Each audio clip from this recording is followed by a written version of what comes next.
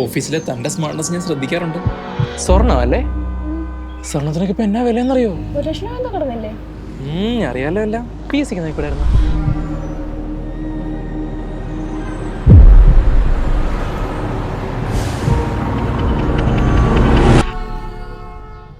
അതിരാവിലെ ചെറുപഴം പിടിച്ചോണ്ട് നീ വരണമെങ്കിൽ ഇത് നീ കാശ് കൊടുത്ത് വാങ്ങിച്ചതല്ല. എവിടെ നിറയത്? വാഴയെന്ന്. അല്ലാണ്ട് തെങ്ങിലുണ്ടാവത്തില്ലല്ലോ. ഹണി കഞ്ഞിയായില്ലേ? നീ വിഷയം മാറ്റല്ലേ? എടാ ഹണിക്ക് എന്താ പണി കിട്ടിയിട്ടുണ്ടല്ലോ. ഹണി അതെടാ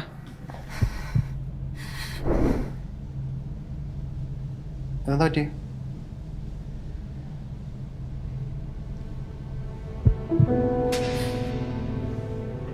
എന്താ പിന്നെ? ദേവച്ചേ, ഈ കലാപരിപാടി ഇങ്ങനെ തുടരാനാണ് ഭാവമെങ്കിൽ അമ്മയാണ് സത്യം നിന്റെ ഉടുതുണി പണയം വെക്കേണ്ടി വരും. ഈ ഇരിക്കുന്നവനെ അച്ഛൻ ഇല്ലാത്തതിന്റെ കുറവല്ല, അത് 2 കൂടിപ്പോയ എന്റെയാ. ഈ കുടിച്ചോണ്ടിരിക്കുന്ന ജ്യൂസിന്റെ കാശ് നീയല്ലേ കൊടുക്കാൻ പോകുന്നേ? ചേച്ചിക്ക് മനസ്സിലായി. ആ വേണമെങ്കിൽ രക്ഷപ്പെടാൻ നോക്ക്. അവന്റെ ഒരു പ്രേമം.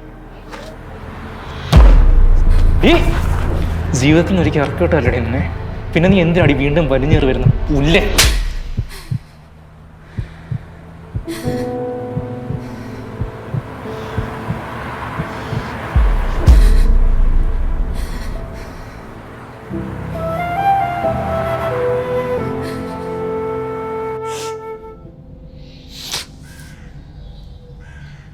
ഈ പറയുന്നവൻ ഇപ്പം എവിടെ കാണും?